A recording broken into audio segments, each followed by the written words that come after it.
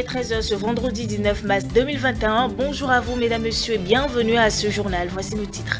La diaspora des Adjatado de Parakou réitère son engagement pour une élection pacifique et apaisée. C'est à travers la tenue de leur conseil de réflexion et d'orientation ce jeudi 18 mars 2021. Les précisions sont à suivre dans un instant.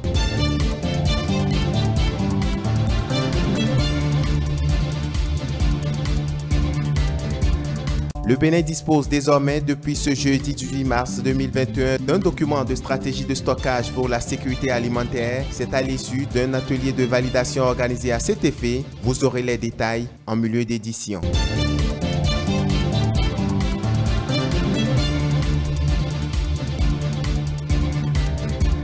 Et puis, en interactualité en Chine, le commerce en ligne, un secteur de plus en plus populaire qui attire une foule d'entreprises privées en recourant au marketing par le biais d'influenceurs. Les précisions avec nos confrères de la CCTV+.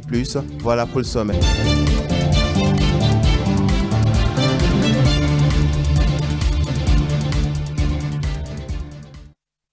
Merci de nous préférer pour vous informer, mesdames, messieurs.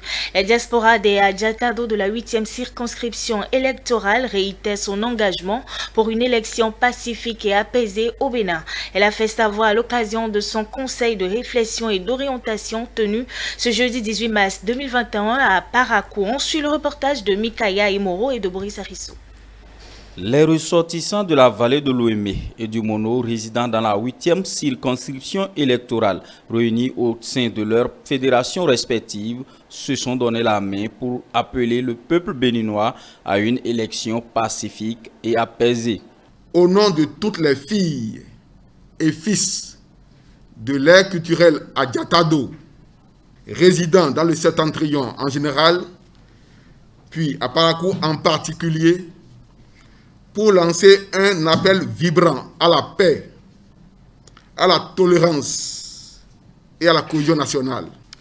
En effet, le 11 avril prochain, notre pays, le Bénin, prendra un virage assez important dans son parcours vers le développement intégral en éprouvant les réformes courageuses, indispensables et nécessaire de son système partisan pour l'enracinement et la modernisation de son processus démocratique. C'est pourquoi je nous invite à sortir massivement le dimanche 11 avril 2021 dans la paix, la fraternité, la concorde pour accomplir notre vote, ce devoir hautement patriotique et citoyen. Ces membres du bureau fédéral Adjatado, ceux du conseil fédéral, de la coordination du Cross Tadovi, ainsi que les associations du Festac Adjatado montrent ainsi leur engagement pour la continuité et le développement du Bénin. Autour de nous aujourd'hui, l'atmosphère nous oblige à dire un mot. Nous sommes en train de faire de manière à ce que nous puissions éviter du nord au sud, de l'est à l'ouest, la violence politique au cours et après les élections présidentielles qui s'annoncent. Conscient de la période sensible que nous traversons, au vu et au su de l'actualité politique, nous, membres du Cross Tadovi, épris de paix et de quiétude, sans lesquels aucun développement ne peut avoir lieu, aucune activité ne peut être exercée aisément, avons pris la volonté de nous adresser à nos frères et sœurs de Parakou, de la 8e circonscription et du Bénin en général. Lancer un appel vibrant à la paix, à la tolérance, à la non-violence pendant et après les élections électorales. En donnant de la voix ce jeudi 18 mars 2021, il voudrait que les autres communautés leur emboîtent le pas. À l'issue de cette séance, les membres des fédérations Adjatado de Parakou ont passé en revue les actions de développement du gouvernement. Suivez un extrait de la déclaration du coordonnateur Cross Tado, Judy Kalrondé. Considérant le programme d'action du gouvernement minutieusement concocté, exécuté de manière professionnelle et suivi des mains de maître qui a hissé le Bénin au rang des pays modèles de l'UEMOA, de la sous-région et de l'Afrique. Considérant que notre pays avance sans bruit, sans culte de personnalité et se développe sans trompette ni tambour. Considérant les nombreuses réalisations au plan sanitaire avec la suppression de la vente illicite des faux médicaments, l'assainissement des structures privées de prestations sanitaires, la réorganisation du système d'évacuation sanitaire dans notre pays, l'amélioration du plateau technique des hôpitaux par des équipements de dernière génération, la construction de centres sanitaires de référence et la gestion méthodique et professionnelle de la lutte contre la pandémie de Covid-19, dont les résultats sont reconnus au plan international. Considérant les nombreuses réalisations au plan des infrastructures routières avec une qualité irréprochable, la construction des équipements marchands dans plusieurs communes de notre pays, la construction de près de 22 stades de type moderne pour l'épanouissement de la jeunesse et du sport, la construction et la réhabilitation de plusieurs musées et palais royaux, la lutte contre l'érosion côtière et la réalisation de nombreuses infrastructures pour améliorer l'attractivité touristique de notre pays. Considérant les exploits dans le domaine de l'énergie, dont les délestages sont désormais de vieux souvenirs pour nous, les efforts consentis pour que le dernier Béninois ait accès à l'eau potable, du nord au sud, de l'est à l'ouest, les performances enregistrées au plan agricole et qui placent notre pays, le Bénin, premier producteur de coton en Afrique, la dématérialisation de la quasi-totalité des actes et prestations publiques, la réforme des microcrédits aux plus pauvres. Nous sommes davantage fiers d'être béninois. Chacun commence par se fomenter à vivre de ce qu'il fait et de ce qu'il gagne. Au vu de ce qui précède, la diaspora des Tadovi, résidant dans le septentrion en général et en particulier à Parakou, ne restera pas en marge de ce train de progrès qui a atteint sa vitesse de croisière. Voilà, on quitte Parakou pour Cotonou. Les chefs quartiers de la ville de Cotonou se sont réunis mercredi 17 mars 2021 au Palais des Congrès. Convaincus des changements opérés dans la capitale économique, ils ont décidé à l'unanimité d'encourager la dynamique en cours. Plusieurs cadres à divers niveaux, maires, préfets ont pris part à cette rencontre. On suit le compte rendu avec Stanislas Atalian. Ils sont majoritairement séduits par le changement radical de la ville économique depuis environ 5 ans. Eux, ce sont les chefs quartiers de Cotonou réunis dans un collectif. Nous travaillerons à offrir la possibilité de continuer les réformes engagées afin de redorer le blason de notre pays, une noblesse qu'il avait perdue, faute de mauvaise gouvernance. Les actions de développement entreprises pour le rayonnement de Cotonou ont été saluées par le collectif des chefs quartiers. Le maire Luc Setonji Atropo les a rassurés de ce qu'ils travailleront ensemble pour un plus grand développement de la capitale économique. Restez rassurés. Nous allons travailler avec vous. Pour les semaines à venir, chers élus locaux, vous nous verrez. Nous viendrons vers vous. Les stratégies seront arrêtées avec vous. J'en ai parlé avec beaucoup de personnes, je crois que le ministre Omi qui est là. On en a décidé ainsi. Nous allons travailler cette fois-ci avec les chefs quartiers, avec les élus locaux, avec les élus municipaux. Chers élus à divers niveaux, notamment nos élus locaux, je suis très fier de vous. Je suis fier de vous pour tout ce que vous faites pour la ville de Cotonou, pour tout ce que vous faites pour nos différents quartiers. Je suis fier parce que vous avez tenu bon, vous avez maintenu le cap, vous avez maintenu tous nos quartiers en toute sécurité. Cotonou a considérablement changé de visage, tant sur le plan infrastructurel, économique, social. À en croire le collectif des chefs quartiers, il est indispensable de maintenir le cap. Nous, chefs quartiers et élus locaux de Cotonou, vous remercions d'avoir répondu présent à notre appel en ce jour où nous avons décidé de donner notre position par rapport aux élections présidentielles. Nos remerciements et félicitations vont également à l'endroit du président maire de Cotonou, Luc Setonji Atropo, pour les différentes réformes engagées à la tête de cette ville vitrine du Bénin. En synergie avec le gouvernement, élus locaux, cadres à divers niveaux, maires et préfets présents à cette rencontre ont promis se donner la main pour que Cotonou, cette ville économique pleine d'espoir, bénéficie d'autres réformes en vue d'impacter la population. On le disait tantôt dans les titres, ateliers de validation de la stratégie nationale de stockage pour la sécurité alimentaire. C'était ce jeudi 18 mars 2021 à Cotonou. Un document élaboré grâce à l'appui technique et financier de l'Agence régionale pour l'agriculture et l'alimentation ARA. La cérémonie a connu la présence du représentant du ministre de l'Agriculture, de l'Élevage et de la Pêche, Céline Bovy. Prudence Koussouran, nous font le point ici. Conserver les produits vivriers afin de réduire l'insécurité alimentaire au Bénin. C'est l'objectif que se sont fixés ces participants et responsables du ministère de l'Agriculture, de l'Élevage et de la Pêche. Pendant 24 heures, ils sont appelés à échanger sur la validation de la stratégie nationale de stockage pour la sécurité alimentaire afin de meilleur approvisionnement des produits locaux.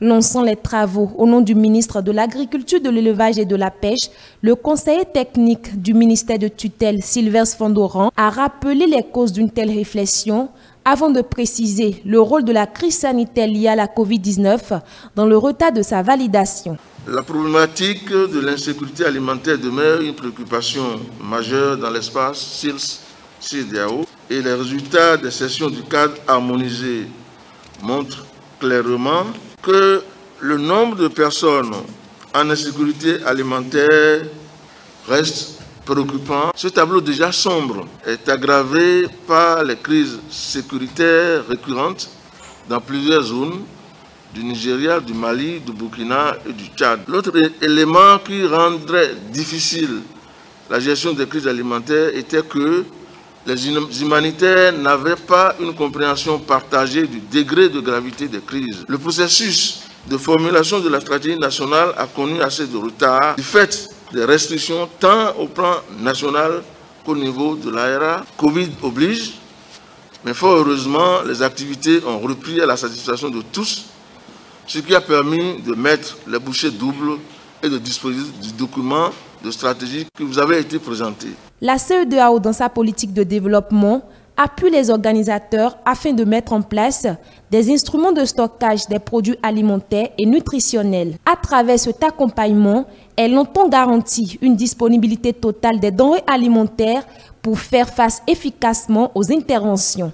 C'est l'occasion pour le chef CT Saksa du MAEP de saluer les différentes institutions régionales et internationales qui accompagnent le Bénin dans la gestion des stocks alimentaires. C'est le moment, mesdames et messieurs, de saluer les efforts remarquables et la disponibilité légendaire dont ont fait preuve les membres du groupe de référence qui ont suivi de bout en bout le processus. C'est le lieu de remercier également la consultante internationale, Dr Faridat Aboudou, et remercier nos autorités à divers niveaux qui n'ont pas vraiment ménagé d'efforts pour nous produire le document qui est soumis à validation ce jour.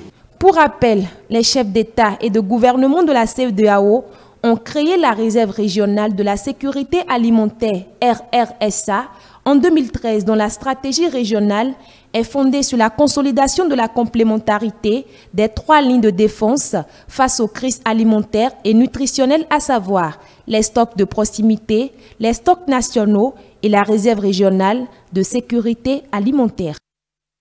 Lancement ce jeudi 18 mars 2021 de l'opération de distribution des cartes nationales d'identité biométrique prévue pour se dérouler du 18 mars au 1er avril 2021. Cette opération de distribution se fera au siège de l'Agence nationale d'identification des personnes ANIP et aussi dans les ministères, mairies et autres structures privées. C'était en présence du gestionnaire mandataire de l'ANIP, Karine Adéhini Semiati Oussouf. C'est officiel. Les demandeurs des cartes nationales d'identité biométrique peuvent désormais entrer en leur possession. Il s'agit d'une innovation du gouvernement entrant dans le cadre de la modernisation de l'administration publique et des prestations de services à la population. Une carte biométrique qui vient notamment garantir plus d'efficacité dans l'identification des citoyens béninois. Cette phase de distribution, lancée ce jeudi 18 mars 2021, prend en compte les demandes faites dans la période de septembre 2020 à début janvier 2021. À peine elle a été mise en vigueur qu'on a eu à noter un engouement des populations à formaliser leurs demandes. Plus de 45 000 demandes ont été enregistrées, montrant un taux satisfaisant de pénétration du besoin d'obtenir la carte nationale d'identité biométrique dans notre pays. Par ailleurs, le projet de mise en place d'un centre national de personnalisation des titres sécurisés en République du Bénin tire déjà à sa fin. Nous évaluerons dans 15 jours son état de réceptivité, puis les demandes commenceront par être satisfaites dans les mêmes semaines de dépôt des dossiers. Il y aura peut-être des erreurs dans les pièces d'identification. Ne craignez pas à vous porter à l'ANIP. Et au fur et à mesure, ces difficultés seront réglées. La carte nationale d'identité biométrique dispose de nombreux avantages pour son détenteur. Autrefois, nous avons tellement de cas de rejet de dossiers du fait que les actes ne sont pas sécurisés, du fait que les actes présentés ne répondent pas aux normes. Mais aujourd'hui, tout cela est relégué au passé. Lorsque vous fournissez vos actes sécurisés, vous donnez la preuve de votre profession. Vous avez votre passeport dans les délais requis. Occasion pour les citoyens ayant déjà retiré leur carte biométrique de remercier le chef de l'État pour les efforts fournis pour assurer le mieux-être de tous. Quand l'opportunité est arrivée, il ne faut pas laisser passer. J'invite la population à se rapprocher de l'ANIP pour l'obtention, pour les formalités d'obtention de la carte. J'ai déposé mon dossier depuis l'octobre passé. Aujourd'hui, ça s'est sorti et ils m'ont appelé. Je me suis passé et retiré. Donc, je remercie le chef de l'État pour le lancement de cette carte-là. Toujours dans le souci de mettre fin aux tracasseries des citoyens, toute naissance intervenue sur le territoire national sera enregistrée à partir du 1er avril 2021 au recensement administratif à vocation d'identification de la population RAVIP. Il n'y aura plus de registre d'état civil dans lequel seront enregistrées des naissances qui plus tard se retrouveront en divagation ou en perte parce qu'on parlera de souches d'actes de naissance non retrouvées. Le gouvernement, en mettant fin à cette tracasserie, conduit assurément le Bénin vers l'Eldorado où, dans la sous-région, l'identité du Béninois sera respectée. Il faut préciser que les agents de l'Agence nationale d'identification des personnes sillonneront les ministères et institutions, mairies et autres structures privées pour satisfaire sur place les personnes ayant fait la demande. En ce qui concerne les citoyens ayant fait la demande à l'ANIP, ils seront servis sur invitation téléphonique. Rendons-nous à présent en Chine pour dire que le commerce en ligne est immensement populaire dans le pays. Le secteur attire une foule d'entreprises privées en recourant au marketing par le biais d'influenceurs ainsi qu'à des campagnes de promotion avec diffusion en direct. Vous avez les précisions dans ce reportage de nos confrères de la CCTV+. Le commerce en ligne rend les choses plus faciles pour nous. Nous pouvons nous y consacrer depuis le confort de chez nous ou bien en buvant un café ou même dans le taxi. Mais il s'accompagne aussi de nouveaux problèmes et change la manière dont nous décidons quels produits nous conviennent le mieux. Pour moi, la chose qui compte le plus sont les commentaires. C'est ainsi que je me décide en fin de compte à acheter un produit ou pas. Je souhaiterais voir davantage de commentaires objectifs et postés par de véritables clients, mais de nombreux commentaires sont en fait des recommandations faites par les marchands et les opérateurs de plateformes pour des raisons de marketing. Je pense que le principal problème auquel les consommateurs sont confrontés est la contrefaçon qui, je pense, propose des produits de mauvaise qualité, donc j'ai tendance à éviter ceux-ci. Je base mon jugement sur le prix ainsi que sur la source, c'est-à-dire le vendeur. Beaucoup s'inquiètent aussi de la hausse des ventes privées qui désignent les connexions de certains vendeurs avec les consommateurs au travers de comptes WeChat personnels ou bien de groupes de discussion privés sur WeChat. Cela rend le contrôle de la qualité très difficile. Dans la plupart des cas, les diffuseurs ne sont pas les propriétaires des entreprises et ils obtiennent facilement des commissions sans avoir à faire face aux éventuelles conséquences, même lorsque les produits qu'ils vendent sont des contrefaçons. Dong Tiancheng explique que le volume de transactions de diffuseurs de premier rang est suffisamment grand pour qu'ils aient le monopole du marché. Et ceci n'est bon ni pour les diffuseurs, ni pour les consommateurs. Le modèle traditionnel de commerce électronique dispose de relevés des transactions et constitue déjà un modèle mature. Cependant, des problèmes subsistent au niveau technique et opérationnel sur la manière dont nous pouvons superviser et trouver les activités illégales dans le domaine des ventes privées. Nous avons besoin d'une solution réalisable, sinon il nous sera difficile de superviser le comportement commercial sur ce front. La consommation est l'épine dorsale de l'économie chinoise. Le total des ventes au détail des biens de consommation en 2020 était proche de 40 000 milliards de yuans, soit presque 40% du PIB de la Chine. Les experts disent qu'un sain écosystème de la consommation nécessite non seulement des règles de marché efficaces, mais aussi une relation saine entre les vendeurs et les consommateurs. Mesdames, Messieurs, ce 13h est fini. Merci de nous avoir suivis. Merci également à toute l'équipe technique, à l'équipe de la rédaction également, pour vous avoir permis de nous recevoir chez vous. Restez avec nous pour ne manquer aucun de nos programmes ou retrouvez-nous simplement sur nos différentes plateformes digitales www.etelebena.com. Sur Facebook et YouTube, c'est etelebena tout simplement.